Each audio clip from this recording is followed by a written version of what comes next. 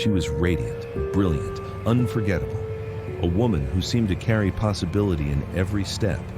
Sneha Anne Philip. Born on October 7, 1969, raised in a close-knit Indian Catholic family that had immigrated to upstate New York. From the beginning, people said she had a light about her. She was curious, compassionate, and endlessly empathetic. The kind of child who would notice if another kid was sitting alone. The kind of teenager who stayed up all night talking her friends through heartbreak or stress. Her brother John once said, "Sneha had this way of making you feel like you were the most important person in the room." She was magnetic. That magnetism followed her through school. Sneha studied medicine at Chicago Medical School, driven by the desire to not just succeed, but to help. She was sharp in the classroom, but what truly set her apart was her humanity. Patients remembered her smile, her willingness to listen. Professors noticed her instinct to connect beyond charts and symptoms. By the late 1990s, she was in New York City, working as an internal medicine resident at Cabrini Medical Center. It was in the city that she met the man who would become her husband, Ron Lieberman, a fellow physician. He was steady, serious, dedicated, Sneha's counterbalance. Together they built a life in Manhattan, moving into an apartment in Battery Park City, just blocks from the World Trade Center. Their wedding in May 2000 was a vibrant mix of cultures held at a traditional Indian Catholic ceremony. Photographs from the day show Sneha glowing, draped in rich fabrics, smiling in a way that seemed to promise a future of endless possibility. Family and friends remembered the joy, the dancing, the sheer celebration of two lives intertwining. The newlyweds settled quickly into the rhythm of medicine in Manhattan. Their schedules were hectic, their shifts long, but their home was filled with warmth. Sneha brought art and music into their space, often painting in her free time, often inviting friends to dinner. She was the center of gatherings, known for her laughter, her questions, her curiosity about everyone's story. But beneath that joy, tension began to surface. Sneha was fiercely independent. She loved exploring New York's art galleries, restaurants, and nightlife. She began staying out late, sometimes with friends, sometimes alone, sometimes not coming home until dawn. To her brother John, this was just part of her adventurous spirit. To Ron, it became a source of worry. He loved her freedom, but feared the risks it carried. Their marriage, by all accounts, was still filled with love, but it wasn't without strain. Professionally, Sneha also faced difficulties. In early 2001, Cabrini Medical Center dismissed her residency position. Officially, it was tied to performance and attendance issues, including allegations that she had been late, missed shifts, or even acted unprofessionally. Sneha denied these claims, insisting she was being unfairly targeted. She argued that she had been subjected to harassment and discrimination. She even filed a complaint alleging a co-worker had groped her at a party, though prosecutors later dismissed the charge as unsubstantiated. To her family, Sneha was telling the truth. To her critics, she was in denial. Either way, the dismissal cast a shadow on her medical career and added strain to her personal life. Still, Sneha pressed forward. She enrolled in a new residency program, tried to put the conflict behind her, and continued building her life in the city she adored. But the cracks were there. Ron admitted later that they had arguments about her late nights out, about her choices. Friends admitted that she could drink heavily at times, that she explored New York's nightlife in ways that worried them. Yet no one imagined any of it would matter beyond the usual friction of a marriage finding its footing. And then came September 10th, 2001. The day began with a court appearance related to her employment dispute. Witnesses described her as calm and composed, defending herself with confidence. Later that afternoon, Sneha walked into Century 21, a bustling department store across the street from the World Trade Center. Surveillance cameras captured her browsing racks, trying on shoes, selecting bed linens, lingerie, and several pairs of shoes. At 5:15 p.m., cameras recorded her walking out with shopping bags in hand. That grainy footage remains the last confirmed sighting of Sneha Philip. Ron returned home from his shift later that night. When he entered their Battery Park apartment, Sneha wasn't there. The lights were off, Her new purchases were not inside. This wasn't unusual. Sometimes she stayed with friends, sometimes she was out late. He left the door unlocked for her and assumed she would return before morning, but morning would never come in the way anyone expected. At 8:46 a.m. on September 11, 2001, American Airlines Flight 11 crashed into the North Tower of the World Trade Center. At 9:03 a.m., United Airlines Flight 175 struck the South Tower. The neighborhood where Sneha and Ron lived, Battery Park City, was engulfed in chaos. The sky filled with smoke, the ground shook, glass shattered, and panic spread like wildfire. Ron was at Jacobi Medical Center in the Bronx when the towers were hit. He rushed to a television screen with colleagues, horror written across every face. His thoughts turned instantly to Sneha. He dialed their apartment. The phone rang, then fell silent. He tried again and again, desperate, but there was no answer.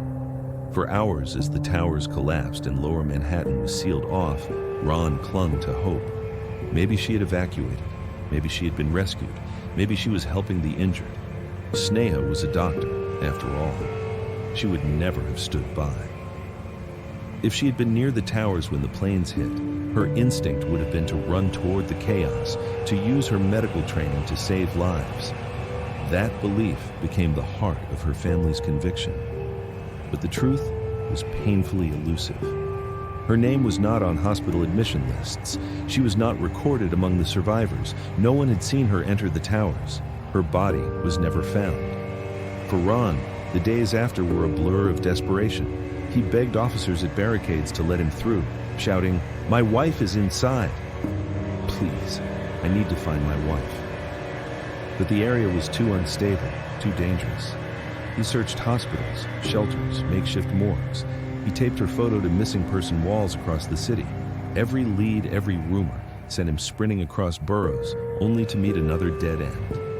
Neighbors offered fragments of possibilities. One believed they had seen her heading toward the towers that morning. Another insisted she hadn't been home the night before. Friends wondered if she had been out late on the 10th, perhaps stayed with someone, perhaps caught in the chaos downtown. Each possibility opened another door of doubt, and in the uncertainty, theories began to swirl. The first and most hopeful theory was the one her family embraced, that Sneha had been at home that morning, just blocks from the towers, and when the attacks began, she ran outside to help. Her mother told reporters Sneha would never have stood by. She would have gone straight in to help. That's who she was. Her brother echoed it. She was a doctor. She was compassionate. She would have done what she could, even if it cost her everything. But investigators saw things differently. They weren't convinced Sneha had died in the towers. They looked at her last confirmed sighting, leaving Century 21 the evening of September 10th, and noticed there was no record of her returning home. The security cameras did not capture her entering her building. The doorman did not recall seeing her. For investigators, that meant she could have vanished before the planes even hit. And once they began tugging at that thread, more troubling details emerged. Detectives learned about her dismissal from Cabrini, the harassment complaint that had been dismissed, the nights out that sometimes ended with her staying elsewhere. Ron acknowledged her independence but defended her fiercely. They were trying to assassinate her character, he said. They were taking the worst possible interpretation of her choices and building a case around it. Still, theories spread that she could have been the victim of foul play on the night of September 10th, that she may have overdosed, that she may have chosen to walk away. Her brother John was furious. "That's not who Sneha was," he said. "She wouldn't abandon her family. She wouldn't abandon Ron." The uncertainty only deepened when Ron noticed her Century 21 shopping bags were missing from the apartment, along with her overnight bag. That fueled suspicion she may have left, intending not to return that night. But no one knew where she went, or with whom. As months passed, the case stalled. The devastation of 9/11 had overwhelmed New York's investigative capacity. Sneha's story, caught between two narratives, risked being lost. But Ron refused to let that happen. By 2003, with Sneha still missing, Ron launched a legal fight to have her officially recognized as a 9/11 victim. This was not just about compensation, it was about honor, about truth, about making sure she was remembered for the woman she was, not erased by doubt. The battle was grueling. In 2004, a Manhattan judge ruled against him, concluding there was no direct evidence Sneha had been in the towers that morning. The decision devastated him. It was as if they were saying she never existed, as if she didn't matter, Ron said. But he appealed. He testified about her compassion, her instinct to help, the reality that thousands of victims left no trace. He reminded the court that countless families had no bodies, no proof, yet their loved ones were recognized. Why not Sneha? Finally, in 2008, New York's appellate court delivered its ruling. In a groundbreaking decision, the court declared that Sneha Anne Philip was a victim of the September 11th attacks. She became the only person ever recognized as a 9/11 victim by judicial decree. The ruling restored her place in history. Her name was inscribed on the 9/11 memorial in Lower Manhattan, etched into bronze among the thousands of others who perished.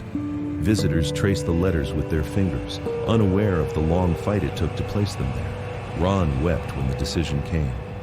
She is where she belongs now, he said, with the other heroes. Even after the ruling, questions linger. Did Sneha truly rush into the towers? Was she caught in the debris on her way to help? Or did something happen the night before that no one will ever uncover? The truth is buried beneath layers of smoke and silence. And in that silence, two competing narratives remain. Her family chooses to remember her as a healer who stepped forward in humanity's darkest hour. Investigators lean on doubt, suggesting her disappearance may not have been tied to 9/11 at all. But in the absence of evidence, it is memory that decides. Ron still talks about her in the present tense. Her mother still insists her daughter deserves to be remembered for her heart, not for the questions. Her brother admits, she wasn't perfect. None of us are. But she was ours, and she deserved better than to be doubted. Perhaps the truest legacy of Sneha Philip is that her story forces us to confront ambiguity, to live with unanswered questions, to remember that victims are not perfect. They are complicated, messy, brilliant, flawed, like all of us. And yet, their lives matter no less. Her story also reminds us that sometimes we do not get answers, that sometimes the truth is lost. And in those moments, we must choose how to remember. Do we choose suspicion, or do we choose compassion? On September 11th each year, as the names are read at Ground Zero, Ron listens for hers. When it comes, he closes his eyes. For a moment, she is there again. And for the rest of us, her story remains a haunting reminder that evil can steal not only lives, but certainty. That sometimes justice is not found in answers, but in memory. So what do you think? Was Sneha Philip one of the countless heroes who rushed forward on September 11th, her final act one of courage? Or does the truth lie in the unanswered questions of September 10th? Share your thoughts in the comments below. Let's keep this conversation alive, because every voice helps preserve the memory of those we've lost. If Sneha's story moved you, please take a moment to like this video, subscribe to the channel, and share it with others. By keeping these stories alive, we honor not only the victims of 9/11, but everyone whose life was cut short by violence, injustice, or silence. Because sometimes the only way to fight forgetting is to remember. And sometimes the only way to honor the lost is to keep telling their story.